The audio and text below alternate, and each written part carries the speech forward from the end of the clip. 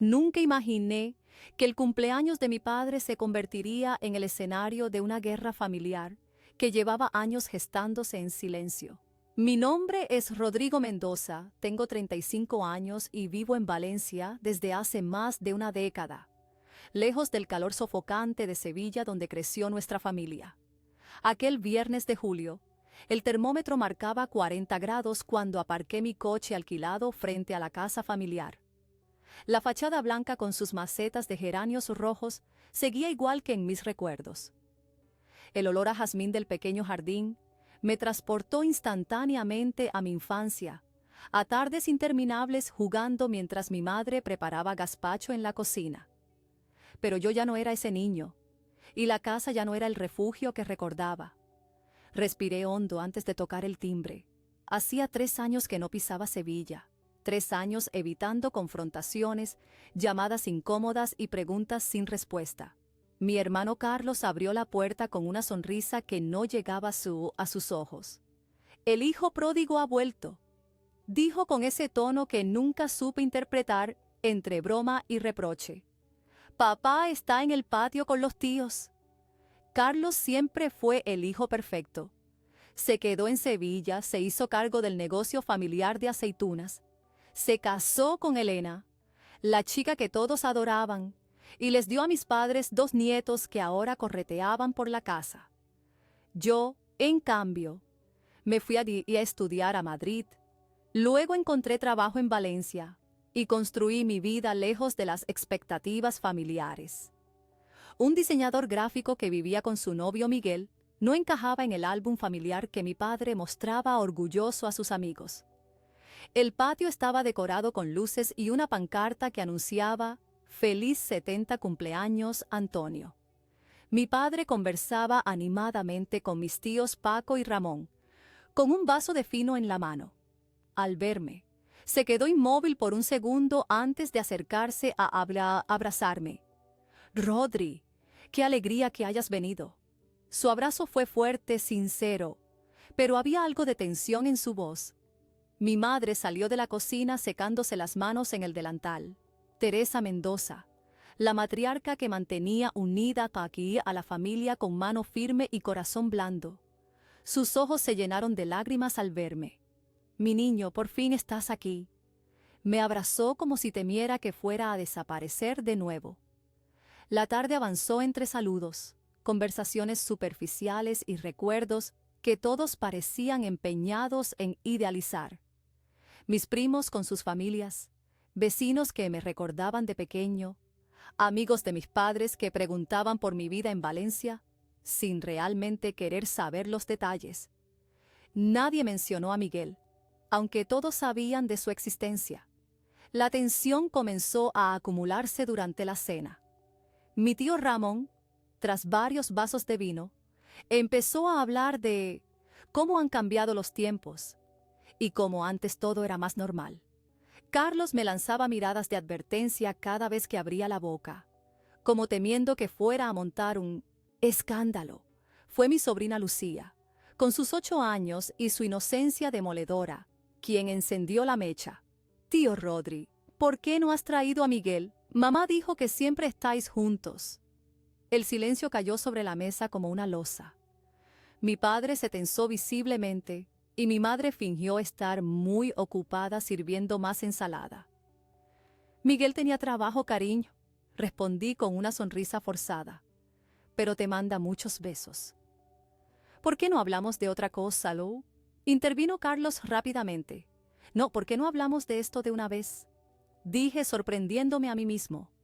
«Han pasado 5 años desde que os presenté a Miguel y seguimos fingiendo que es mi compañero de piso». Mi padre dejó el tenedor en el plato con un golpe seco. «Hoy es mi cumpleaños, Rodrigo. No es momento para estos temas». «¿Y cuándo es el momento, papá?». «Cada vez que intento hablar de mi vida real, cambias de tema o te vas de la habitación». «Tu vida real», repitió con amargura, como si lo que has construido aquí no fuera real. Mi madre intentó mediar. «Antonio, por favor, hoy no». «No, Teresa. Ya estoy harto de callarse para no incomodar a nadie. Si Rodrigo quiere hablar, vamos a hablar». El patio, que minutos antes rebosaba conversaciones y risas, se sumió en un silencio espeso. Los niños fueron discretamente llevados adentro por mi cuñada Elena, que me dirigió una mirada de disculpa antes de desaparecer. ¿Qué quieres que te diga, Rodrigo? Que me alegro de que mi único hijo que podría darme nietos haya decidido no hacerlo. Que estoy feliz de que cada vez que alguien pregunta por ti, no sepa qué responder. Sus palabras me golpearon como bofetadas. ¿Podrías responder la verdad, papá?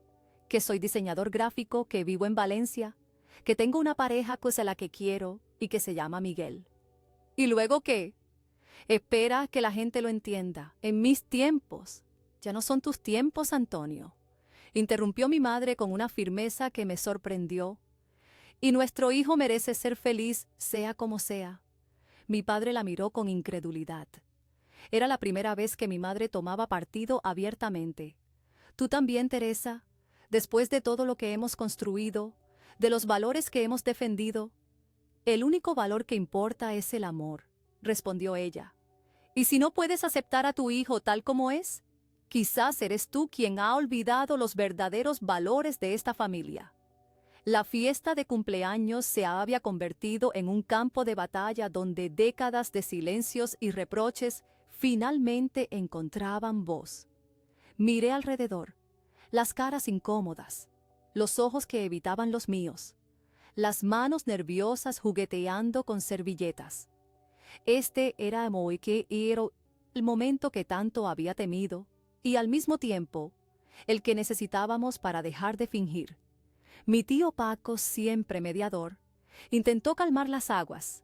Vamos, Antonio, Teresa, este no es momento para discusiones, estamos celebrando. Pero la tensión era demasiado grande para ignorarla con una sonrisa y otra ronda de bebidas. Mi padre se levantó de la mesa y comenzó a caminar en círculos por el patio, como un toro antes de embestir. ¿Sabes lo que es, Rodrigo? Es la decepción. Trabajé toda mi vida para darte oportunidades que yo nunca tuve. Te pagué los mejores colegios, te apoyé cuando quisiste estudiar esa carrera que no daba dinero. Incluso cuando te fuiste a Valencia te seguí ayudando. ¿Y para qué? Para que tires por la borda todo lo que podías haber sido. ¿Y qué se supone que tenía que ser, papá? ¿Carlos 2.0? Otro Mendoza en el negocio familiar, casado con la chica adecuada, viviendo en la casa adecuada. Carlos, que había permanecido en silencio, intervino.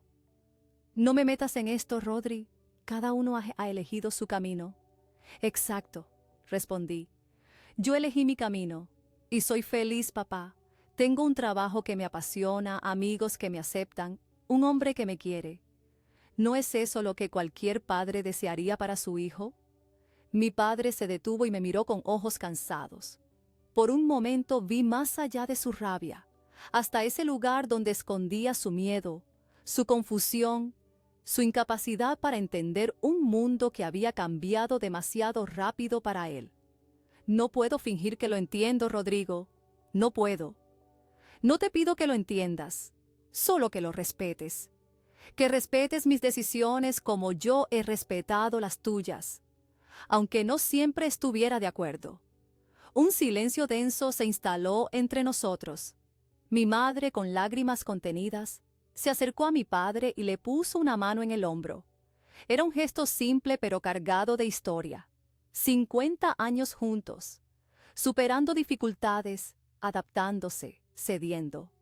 Antonio, dijo con suavidad, ¿recuerdas cuando mis padres se opusieron a nuestro matrimonio porque tú venías de una familia humilde? Decían que no eras suficiente para mí, y tú me pediste que eligiera entre ellos y tú. Mi padre agachó la cabeza. Les dije que te elegía a ti. A ti, continuó mi madre. Y pasaron años antes de que volvieran a hablarme. Años de dolor que podríamos habernos ahorrado si todos hubieran entendido que el amor no se controla, no se dirige, simplemente es. La comparación golpeó a todos. Mi abuela materna, doña Pilar Suárez, viuda de un próspero abogado sevillano, había considerado a mi padre, hijo de un obrero de los astilleros, completamente inadecuado para su hija. La historia familiar que nunca se contaba en las reuniones, pero que todos conocíamos. No es lo mismo, Teresa, murmuró mi padre, pero su voz había perdido convicción. Es exactamente lo mismo, respondió ella. Es juzgar el amor de alguien con reglas que no le corresponden. Mi tía Carmen, hermana de mi madre y siempre la más progresista de la familia, se acercó a mí y me tomó de la mano. Yo conocí a Miguel en la boda de tu prima Marta, dijo mirando hacia mi padre. Es un hombre estupendo, Antonio, educado, trabajador y quiere a Rodrigo de verdad. ¿No es eso lo que importa? ¿Tú lo conoces?, preguntó mi padre sorprendido. Claro que lo conozco. He visitado a Rodrigo en Valencia 3 veces. Tienen un apartamento precioso cerca del mercado central. Miguel cocina una paella que ya quisieran muchos valencianos. Mi padre miró a mi tía como si lo hubiera traicionado. Luego dirigió sus ojos a mi madre. ¿Tú también lo has visitado, Teresa? Mi madre bajó la mirada, confirmando sin palabras lo que mi padre sospechaba. Durante 3 años, ella había viajado a ver a mi hermana en Barcelona varias veces, pero en realidad había pasado algunos de esos días en Valencia, conociéndonos mejor a Miguel y a mí. ¿Por qué no me lo dijiste?, preguntó con voz quebrada. «Porque no estabas preparado para escucharlo», respondió ella simplemente. Mi padre se dejó caer en una silla. De repente parecía mucho mayor que 70 años, como si el peso de todos los secretos y verdades a medias de nuestra familia hubiera caído sobre sus hombros de golpe. Carlos, que había permanecido al margen, se acercó a él y le puso una mano en el hombro. «Papá, yo también conozco a Miguel. Nos hemos visto varias veces cuando he ido a Valencia por negocios. Es un buen tío». «¿Tú también, Carlos?». Mi padre lo miró incrédulo. «La familia es la familia, papá. Y Rodri es mi hermano». No pude contener las lágrimas. Carlos y yo habíamos tenido nuestras diferencias, pero en ese momento sentí más cercano a mi hermano que nunca. Mi padre miraba a su alrededor, a su familia reunida, y parecía estar procesando una revelación tras otra. Su rostro reflejaba confusión, dolor, quizás vergüenza. ¿Todos vosotros habéis estado manteniendo esta doble vida a mis espaldas? Todos habéis estado fingiendo conmigo. No es una doble vida, papá, dije acercándome a él. Es la vida real, la que no te hemos contado porque tú no querías escucharla. Sentí una punzada de culpa al ver su expresión herida. Quizás no había sido justo excluirlo así, crear esta conspiración de silencio a su alrededor. Pero también recordé las incontables veces que intenté hablar con él y encontré puertas cerradas, temas cambiados, silencios incómodos. «Tengo fotos», dijo mi madre de repente, y desapareció dentro de la casa. Volvió unos minutos después con un álbum que nunca había visto. Lo abrió sobre la mesa y allí estábamos, Miguel y yo en nuestra casa, en Parques de Valencia, en la playa de la Malvarrosa, celebrando cumpleaños con amigos. Y allí estaba mi madre con nosotros, sonriendo aquí a la cámara, y mi tía Carmen, y Carlos con Elena y los niños. «Este es Miguel», dijo mi madre señalando a un hombre de pelo oscuro y sonrisa amplia que aparecía junto a mí en casi todas las fotos. «Es profesor de historia en un instituto. Le encantan los documentales y hace el mejor café que he probado nunca». Mi padre miró las fotos en silencio. Pasó las páginas lentamente, absorbiendo cada imagen, cada prueba de una parte de mi vida, de la vida de toda la familia que había elegido ignorar. Cuando llegó a la última página, se detuvo en una foto en particular. Miguel y yo sentados en un banco del jardín del Turia, hablando con los niños de Carlos que comían helados. Era una imagen perfectamente cotidiana, familiar. «¿Cuándo fue esto?», preguntó con voz ronca. «El verano pasado», respondió Carlos.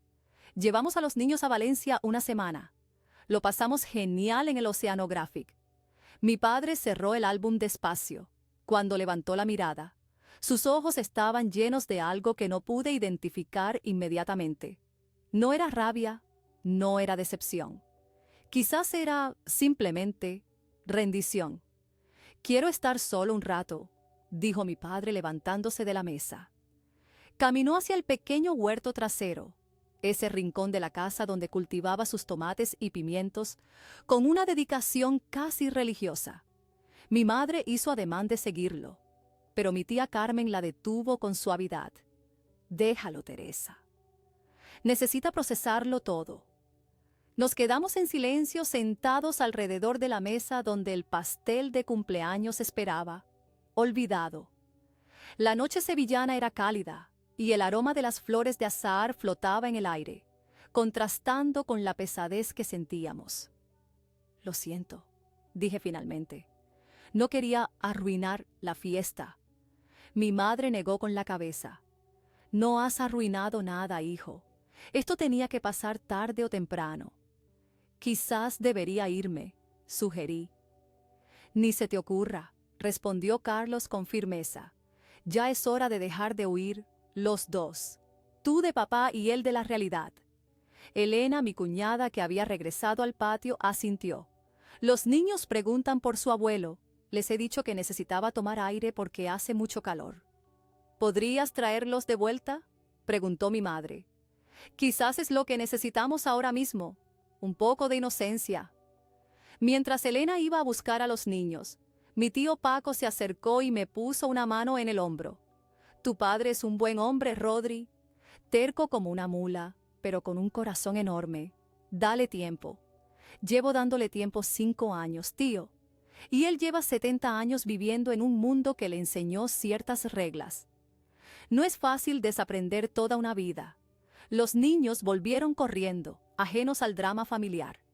Lucía, con su vestido de flores, se acercó y me preguntó si podía sentarse en mis rodillas como cuando era más pequeña.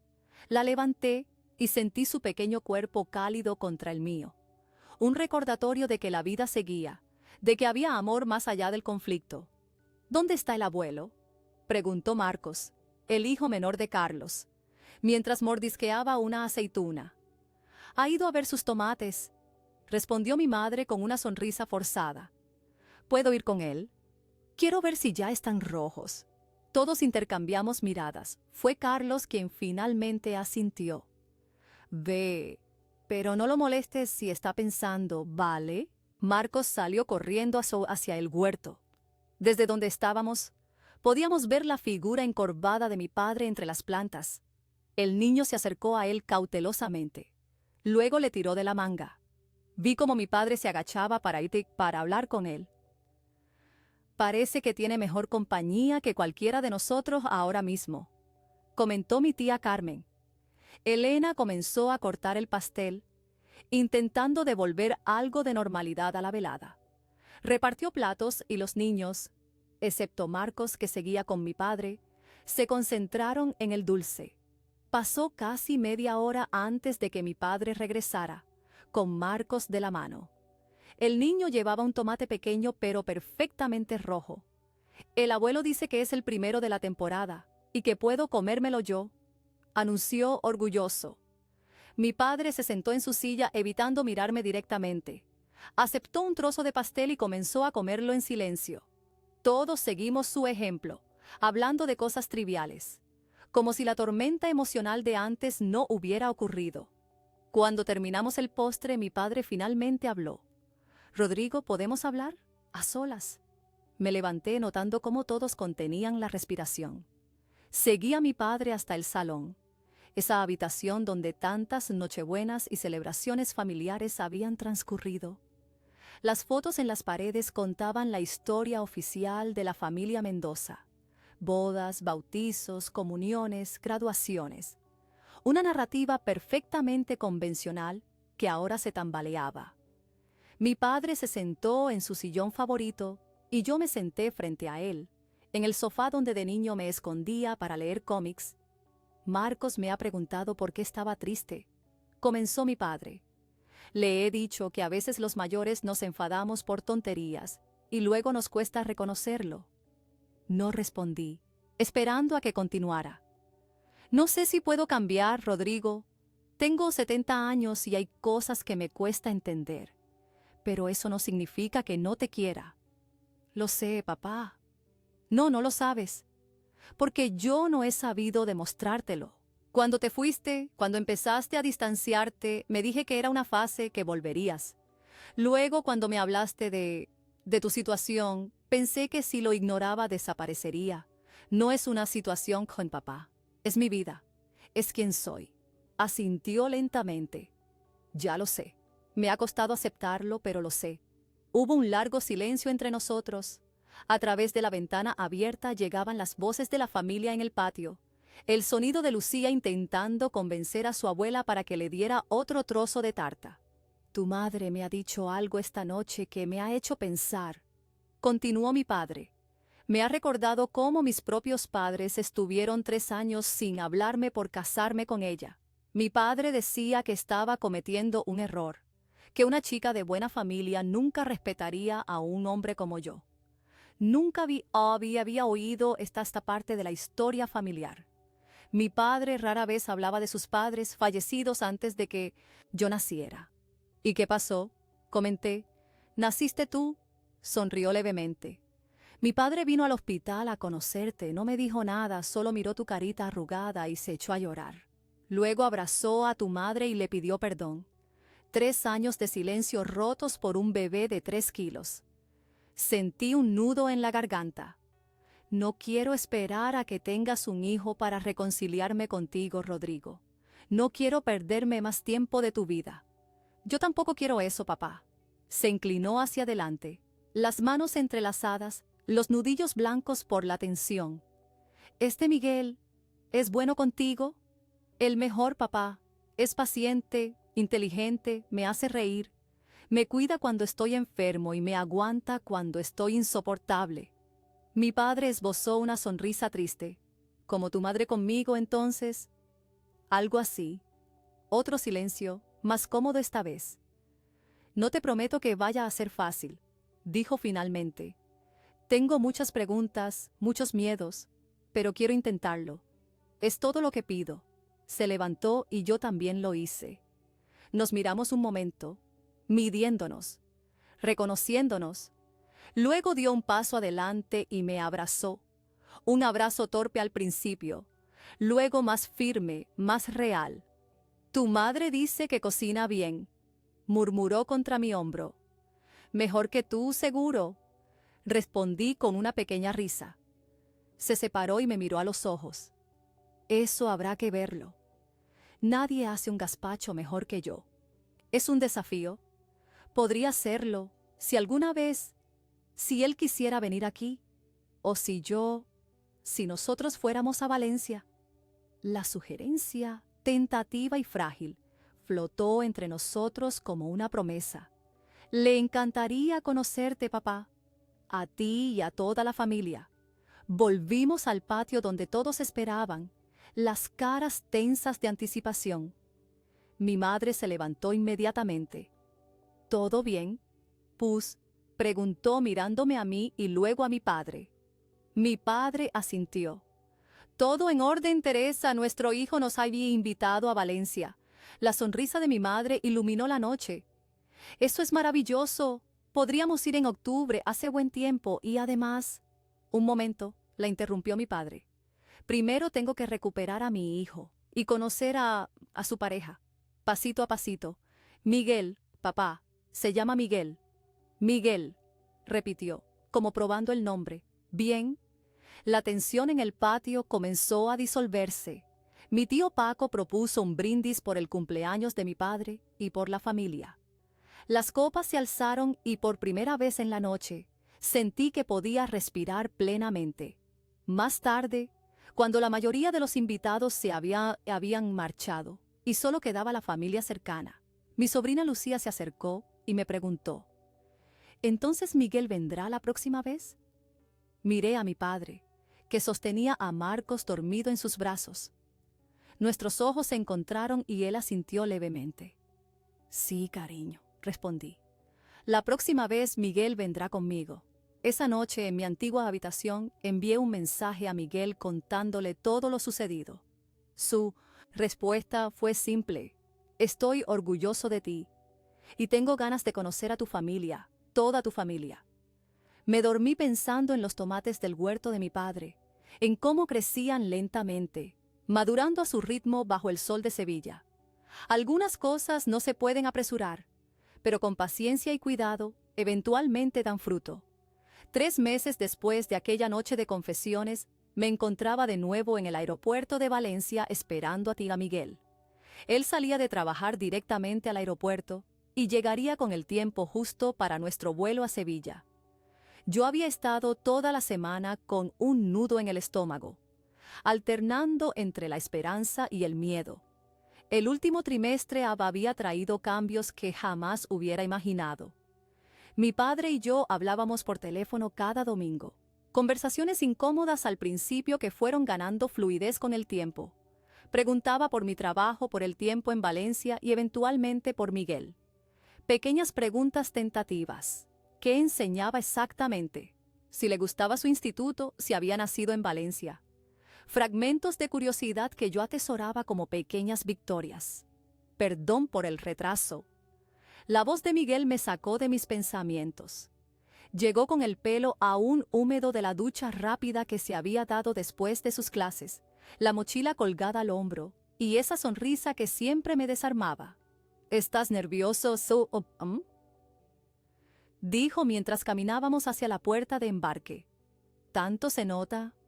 Solo he contado 15 mensajes tuyos hoy, recordándome la hora del vuelo, el tiempo en Sevilla y lo que debo o no debo decir ante tu familia. Creo que batiste tu propio récord. Me reí, agradecido por su forma de aligerar la tensión. Miguel tenía ese don, convertir mis miedos en algo manejable con un simple comentario, una mirada cómplice. Lo siento, es que esto es importante. Quiero que salga bien. Y saldrá bien, me aseguró mientras entregaba su documentación en el control. Tu madre ya me conoce y le caigo bien. Tu hermano no me odia y tu padre, bueno, al menos ya no finge que no existo. Era cierto. El mero hecho de que mi padre hubiera accedido a que Miguel viniera para el puente de diciembre ya era un milagro en sí mismo. La idea había surgido de mi madre, por supuesto, que había sugerido aprovechar el festivo para conocernos todos mejor. Mi padre había gruñido un asentimiento que ella había interpretado como un entusiasta sí. ¿Les has dicho que soy alérgico a los frutos secos?, preguntó Miguel, mientras nos acomodábamos en nuestros asientos. Se lo he dicho a mi madre 3 veces, y ella probablemente se lo ha recordado a mi padre otras 20. El vuelo duró apenas 1 hora, pero a mí se me hizo eterno. Repasé mentalmente todos los escenarios posibles. Mi padre siendo cordial pero distante. Mi padre ignorando por completo a Miguel. Mi padre abrazando a Miguel como a un hijo. Este último tan improbable que casi me hizo reír. ¿Sabes qué? Estoy pensando, dijo Miguel mientras el avión iniciaba el descenso hacia Sevilla, que quizás estamos exagerando. Tu padre no es un monstruo, solo un hombre mayor criado en otra época que está intentando adaptarse. Y yo no soy un extraterrestre, solo un profesor de historia que por casualidad está enamorado de su hijo. Lo miré con una mezcla de gratitud y asombro. Después de 5 años juntos, Miguel seguía sorprendiéndome con su capacidad para simplificar lo complejo, para encontrar claridad donde yo solo veía confusión. Te quiero, ¿lo sabes?, le dije tomando su mano. Lo menciones de vez en cuando. Sonrió. El aeropuerto de Sevilla nos recibió con ese aire cálido tan característico, incluso en diciembre. Mi hermano Carlos nos esperaba en la zona de llegadas, con una sonrisa genuina que me tranquilizó instantáneamente. Bienvenidos al sur, dijo abrazándome primero a mí y luego, para mi sorpresa, dando un abrazo igualmente sincero a Miguel. ¿Qué tal el vuelo? Corto pero intenso, respondió Miguel. Tu hermano ha estado a punto de hiperventilar un par de veces. Carlos se rió. Típico de Rodri, siempre dramatizando. Papá está nervioso también, aunque no lo admitirá ni bajo tortura. ¿Nervioso bueno o nervioso malo?, pregunté mientras caminábamos hacia el aparcamiento. Nervioso, papá, respondió Carlos encogiéndose de hombros. Ya sabes cómo es. Ha estado toda la semana trabajando en el huerto, como si los tomates de invierno fueran lo más importante del mundo. Pero esta mañana ha ido al mercado y ha comprado pescado fresco para la cena. Y ha preguntado 3 veces si Miguel tiene alguna alergia. Eso me sorprendió. Mi padre raramente cocinaba, ese era el territorio de mi madre. Que se hubiera molestado en ir al mercado y preparar algo especial significaba mucho más de lo que Carlos podía imaginar. Los niños están emocionadísimos, continuó mi hermano mientras cargábamos las maletas en su coche. Lucía ha hecho un dibujo para Miguel y mamá ha limpiado la casa como si viniera la familia real. ¿Has dicho pescado?, preguntó Miguel. Me encanta el pescado. Lo sé, sonreí. Se lo mencioné a mi madre hace semanas. Parece que alguien prestó atención. El trayecto desde el aeropuerto hasta la casa familiar me resultó surrealista. Las calles de Sevilla pasaban ante mis ojos mezclándose con mis recuerdos de infancia, pero ahora con Miguel a mi lado, comentando la arquitectura, preguntando por los barrios que atravesábamos, integrándose en mi pasado de una forma que nunca había imaginado posible. Cuando llegamos, mi madre estaba en la puerta, visiblemente ansiosa. Nos abrazó a ambos con fuerza y nos condujo al interior, hablando atropelladamente sobre lo bien que se estaba en Sevilla en esas fechas, sobre lo guapo que estaba Miguel, algo que repitió al menos 3 veces, sobre la cena que estaba preparando. Y allí, en el salón, estaba mi padre, de pie, con las manos en los bolsillos, intentando parecer casual pero con la espalda tan rígida que casi me dolía mirarlo. Sus ojos se posaron primero en mí, con una mezcla de alivio y preocupación, y luego en Miguel. Hubo un momento de silencio que pareció extenderse hasta el infinito. «Bienvenido a nuestra casa», dijo finalmente mi padre, extendiendo la mano hacia Miguel. Miguel dio un paso adelante y, en lugar de estrechar la mano ofrecida, hizo algo que me dejó sin aliento. Se inclinó y dio a mi padre 2 besos, uno en cada mejilla. El saludo tradicional entre familiares en España. Gracias por invitarme, señor Mendoza.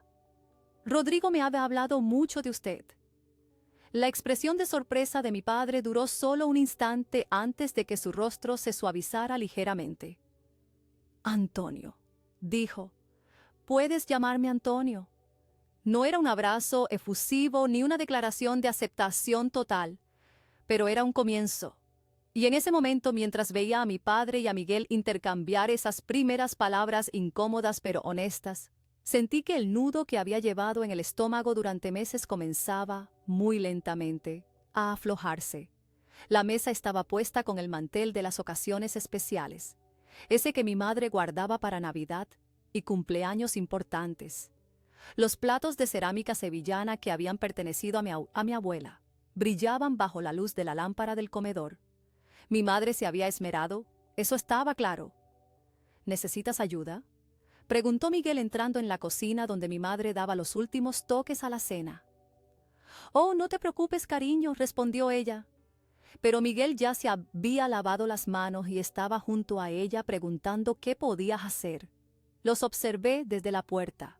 Miguel picaba perejil con la misma concentración con la que preparaba sus clases, mientras mi madre le explicaba la receta del pescado al horno que estaba preparando.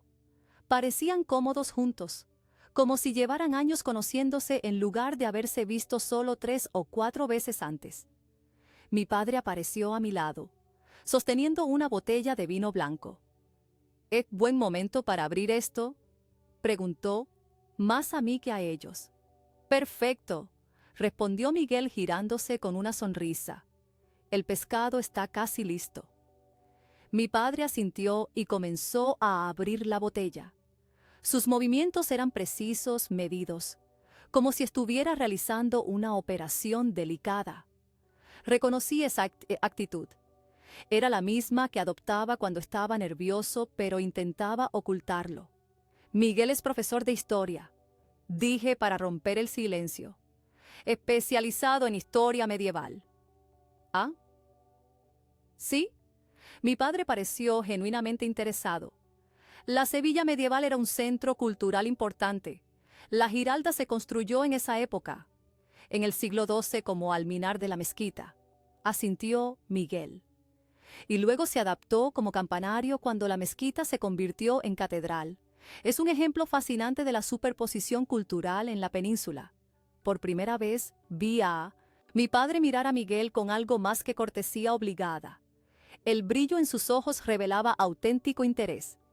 «Deberías llevarlo a ver los reales alcázares, papá», sugerí, casi conteniendo la respiración por lo atrevido de la propuesta.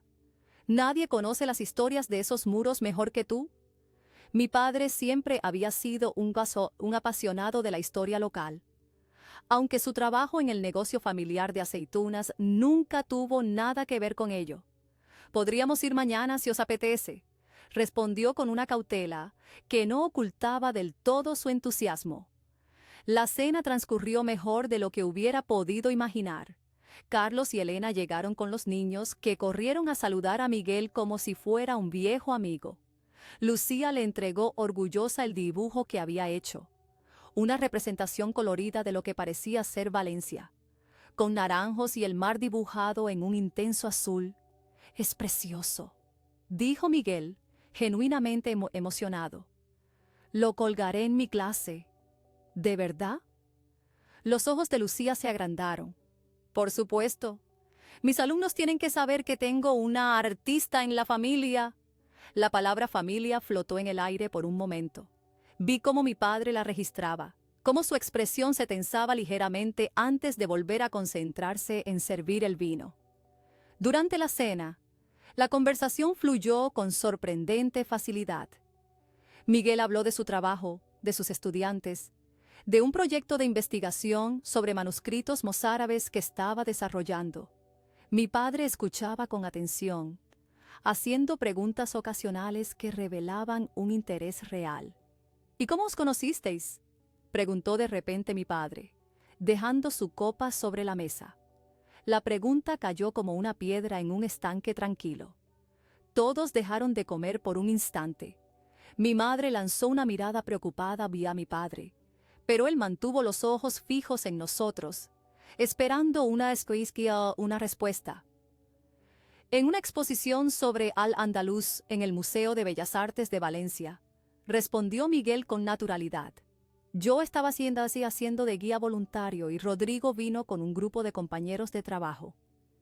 Le pedí el teléfono con la excusa de hacerle más preguntas sobre la exposición», añadí, sintiendo un calor familiar en las mejillas.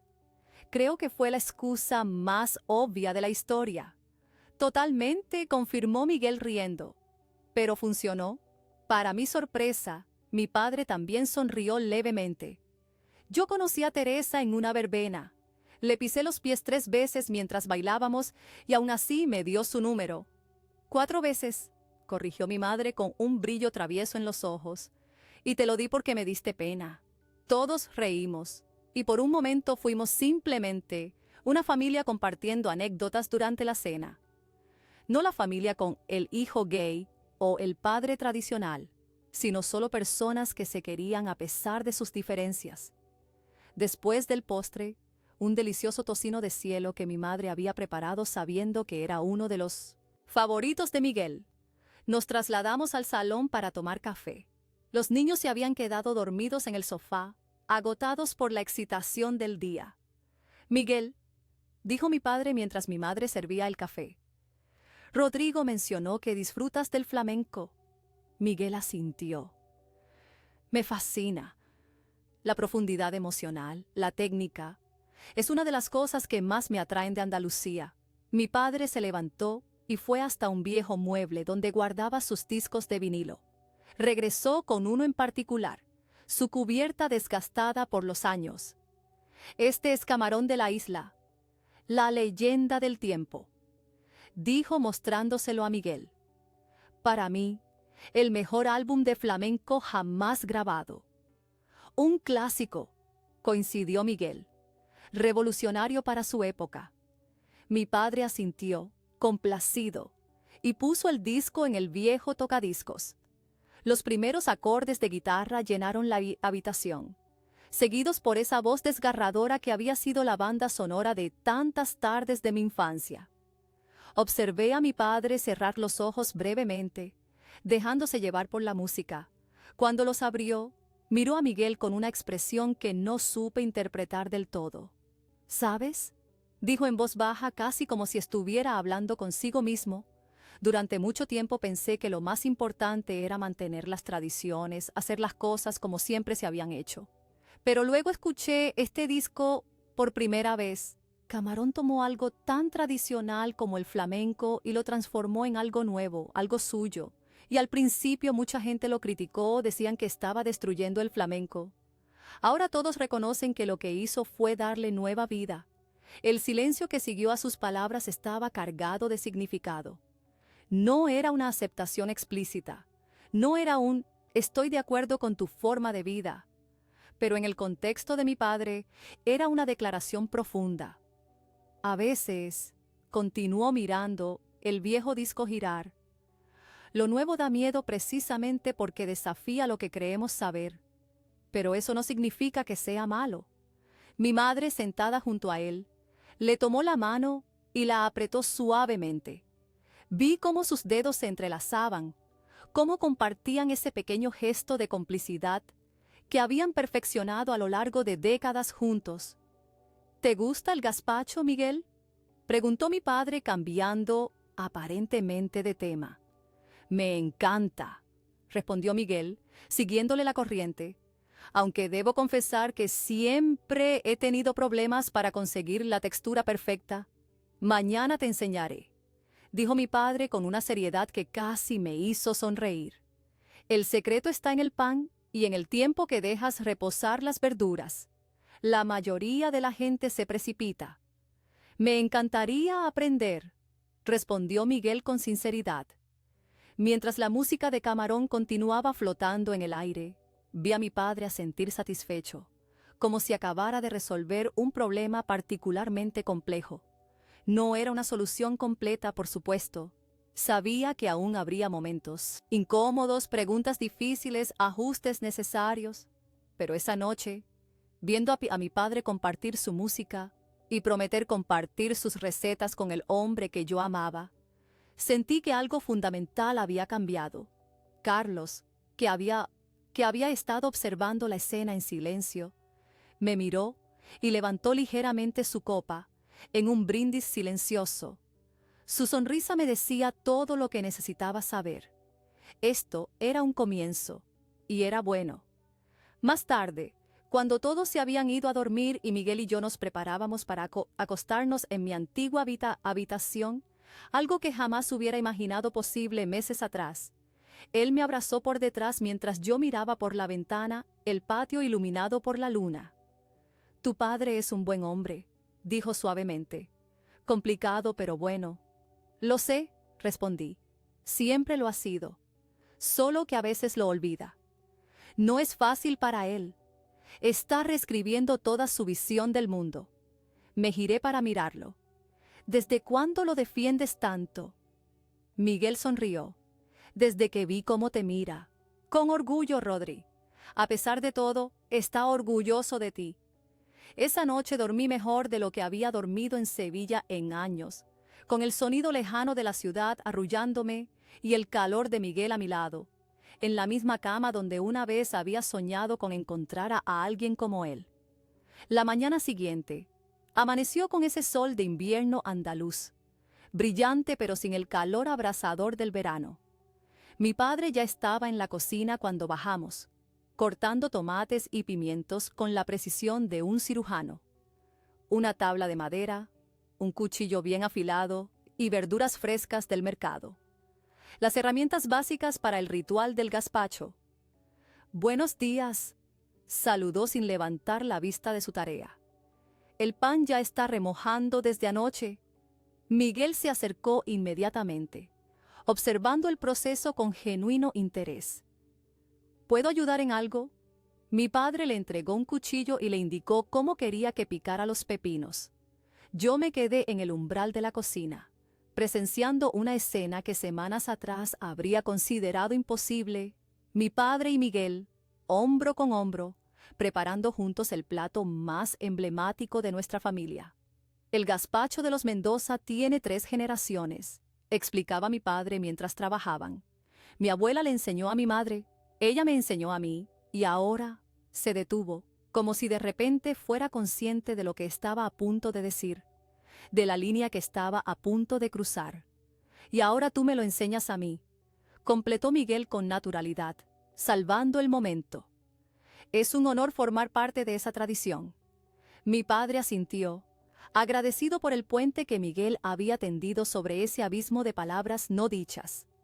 El secreto, continuó tras una breve pausa, está en el equilibrio. Demasiado ajo y no podrás hablar con nadie el resto del día. Demasiado pepino y perderás la acidez del tomate. Todo es cuestión de balance. Como en la vida, comentó Miguel, y mi padre lo miró con una expresión que mezclaba sorpresa y reconocimiento. Exactamente, confirmó. Como en la vida. Mi madre bajó en ese momento, todavía en bata y con el pelo recogido en un moño improvisado. Se detuvo junto a mí y contempló la escena con los ojos brillantes. ¿Estás bien?, le pregunté en voz baja. Mejor que bien, respondió apretando mi mano. Esto es lo que siempre quise para él, para vosotros. El desayuno fue un asunto animado, con Carlos y su familia uniéndose a nosotros. Los niños estaban especialmente enérgicos, emocionados por la promesa de mi padre de llevar a Miguel a ver los reales alcázares. ¿Podemos ir nosotros también?, preguntó Lucía tirando de la manga de su abuelo. Por supuesto, princesa, respondió él. Alguien tiene que explicarle a Miguel todas las historias que el abuelo se olvida. Lucía asintió con solemnidad, tomándose muy en serio su responsabilidad como asistente oficial de guía turístico. El paseo por los alcázares fue revelador en más de un sentido. Mientras recorríamos los patios y salones del antiguo palacio, observé la transformación gradual de mi padre.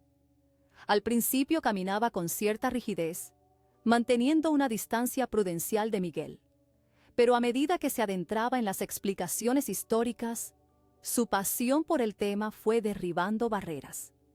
Pronto estaba señalando detalles arquitectónicos, rozando ocasionalmente el brazo de Miguel, para dirigir su atención a un artesonado particularmente hermoso o a una inscripción árabe oculta en un rincón.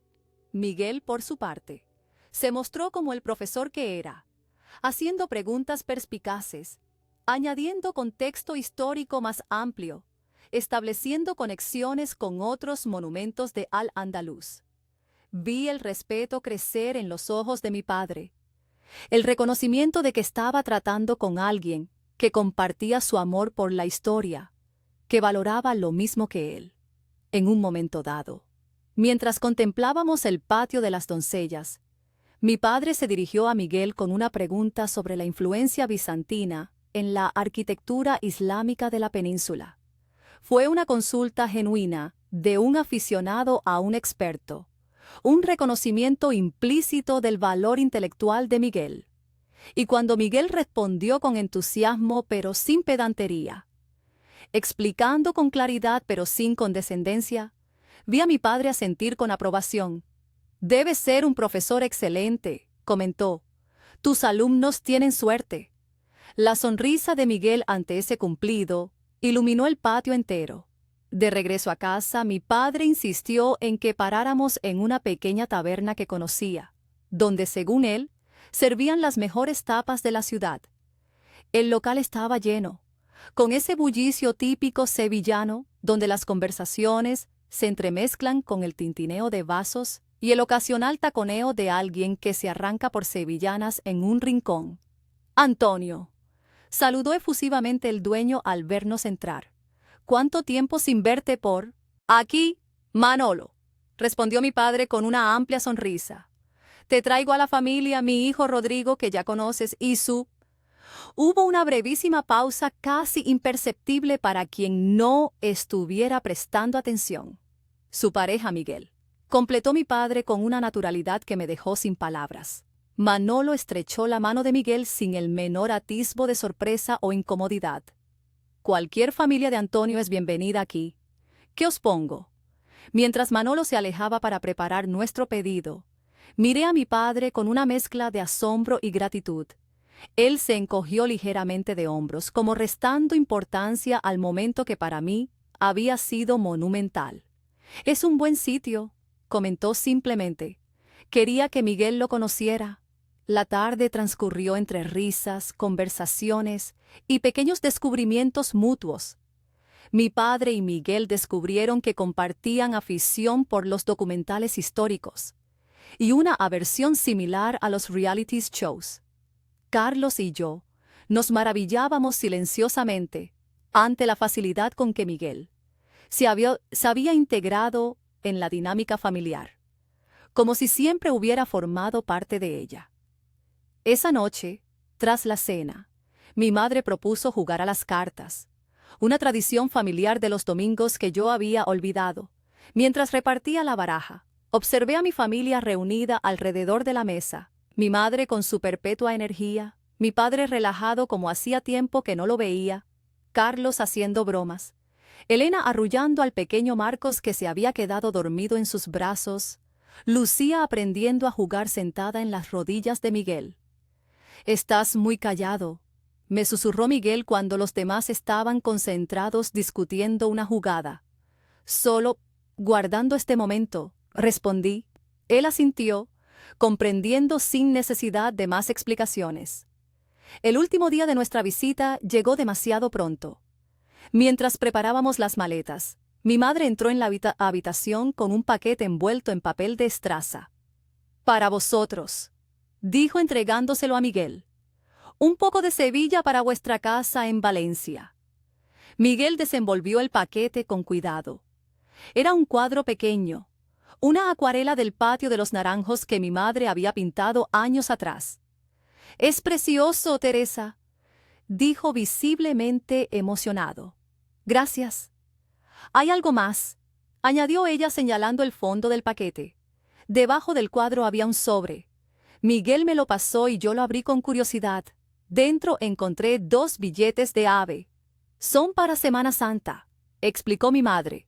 «Tu padre quiere que vengáis a ver las procesiones.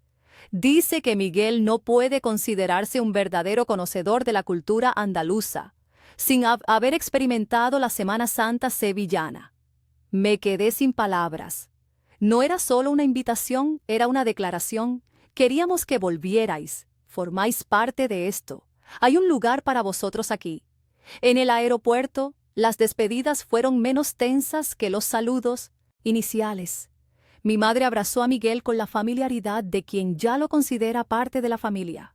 Carlos le dio unas palmadas en la espalda y le recordó que tenían pendiente ver juntos el derbi Sevilla-Betis. Mi padre, tras dudar un momento, también abrazó a Miguel. Fue un abrazo breve pero genuino. «Cuida bien ese gazpacho», le dijo. «Ahora llevas la receta de los Mendoza. Es una responsabilidad. La honraré como se merece», prometió Miguel con una sonrisa. Ya en la cola de embarque, me giré para una última mirada. Mi familia seguía allí, observándonos. Mi padre levantó la mano en un gesto de despedida que contenía más emoción de la que jamás admitiría. En el avión, mientras Valencia se acercaba con cada minuto, Miguel entrelazó sus dedos con los míos. «Ha sido un buen viaje», dijo.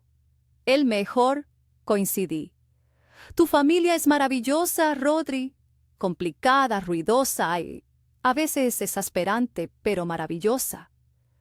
«Ahora también es tu familia», respondí, sorprendiéndome de lo natural que sonaba esa afirmación, de lo cierta que se sentía.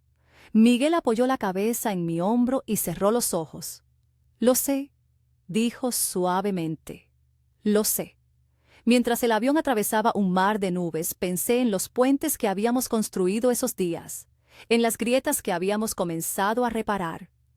No era un final feliz de cuento de hadas.